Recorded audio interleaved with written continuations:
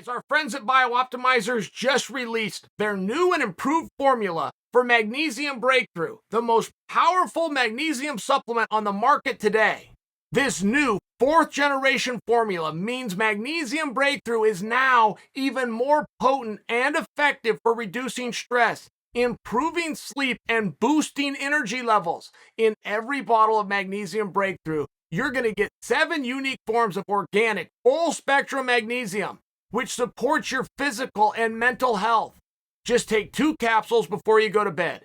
You will be amazed by the improvements in your mood and energy levels. In addition to Magnesium Breakthrough, pick up a bottle of Masszymes. These are going to help you build more lean muscle, and P30M to reduce gas and bloating. BioOptimizers offers a full 1-year money-back guarantee. If you're not happy, just send back the remaining unopened bottles within 365 days and they will give you a full refund. Visit biooptimizers.com/Chael. Use the promo code Chael10. That's going to get you 10% off plus free shipping, or just click on the link below. Well, let's hear it for the schmo, huh? Long weekend, holiday weekend, everybody took it off except the schmo. The schmo brought us some content. Schmo was working. And he put out an interview with Chris Weidman. Now, I, on a personal level, am very interested in Chris Weidman's career the whole way through. When he got into sport, but even at this part in his career, he's come back from an injury, so I stop and I'm enjoying this, right? Chris Weidman talked about Stipe. Now, Stipe is the mystery man of MMA. It is so difficult to get any news on Stipe. Normally, somebody will leak it.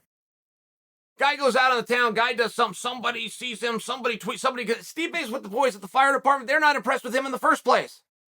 Hey, grab a broom and get your job done, kid. I mean, it's one of these situations where they're not going to be leaking things. They don't even think it's a big deal themselves, let alone, right? I mean, it's one of these spots. You can't get any information on Stipe.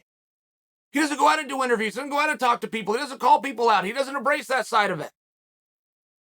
So Weidman shared some news with Stipe. Now, I broke to you guys that allegedly Stipe had a goal and got close to the goal of putting on 20 pounds of muscle. Really interesting to me. When Stipe left the sport, and guys, this has been 7 months, closer to 8. That's a long time. To have a guy out who does not have an illness or an injury, 8 months, you start asking some questions. Well, did he have an illness? Did he have an injury? I mean, it's Stipe. Who'd tell us if he did? The hell would we know? Well, Weidman shed a little bit of light on this, which is Stipe has met that goal. He's at 250 pounds. And don't forget where Stipe left off.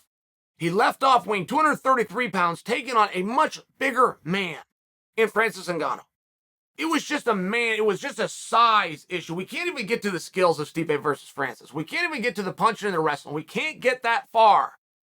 It's a size issue.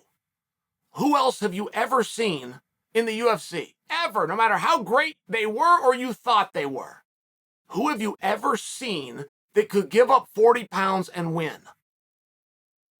So it's a tough spot. Stipe's going to fix it. He's got the True Trilogy coming up. They've split it 1 apiece. He's going to go fight Francis again, and he's going to change something before he gets there. I loved it. I love that whole story. I think you guys enjoyed it. But all of a sudden, Francis is not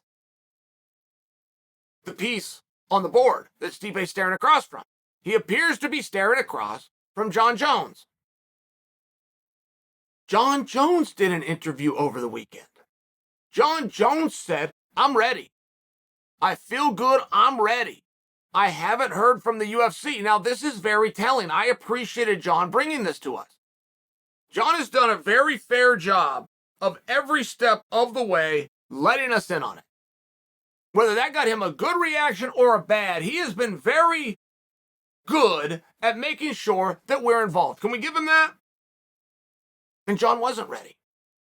Jon wasn't willing for a period of time. Was not coming back, may never come back for a period of time. This was his mindset. Things are different now. He is ready to go. Why is he not being booked? This could be a very simple answer that's right in front of us. But when we don't have it, we're left to speculate in every possible direction, which includes the conspiracy theories. Is there something within the boys in the office on the second floor of the UFC who subliminally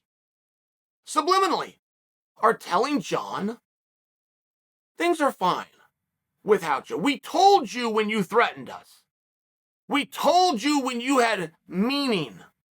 You had the championship, real meaning to the sport. We told you. We've succeeded before you were here. We've succeeded with you here.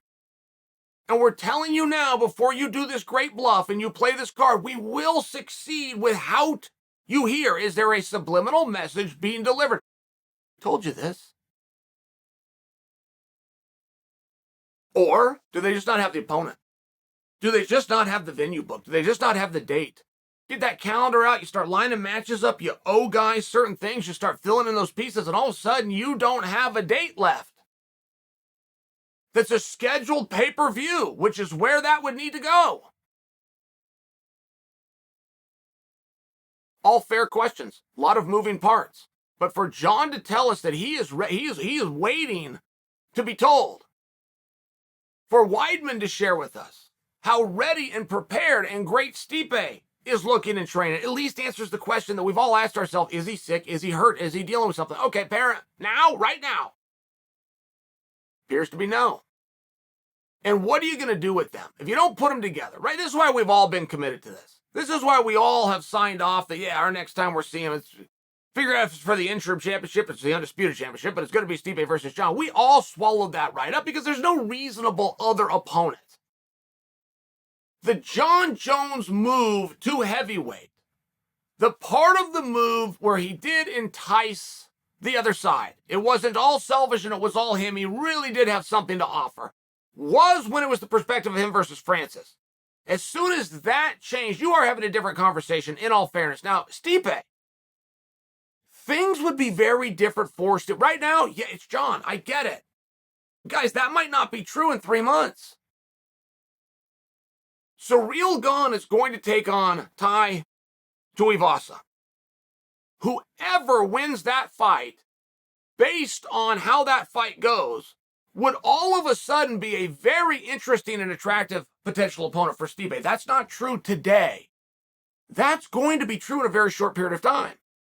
Tall Aspinall and Curtis Blades, whoever wins that fight, with a reasonable expectation of how that fight's going to go, it's going to be a very interesting and attractive opponent, potentially, for Stipe. That isn't true today. So all I'm sharing with you, we go ahead and get 6, 8, 10 weeks behind us. We're having a different conversation about who most we want to see them fight. Right now, it's them.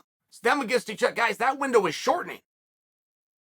And if people aren't jumping and hot and looking to book it now, as things cool on the importance of that and things start to spread in other directions, there is a real potential that gets held up. Now, Michael Bisping a week ago told us you should hold it up. Don't even do it. Wait till Francis is back, figure out who to put him with.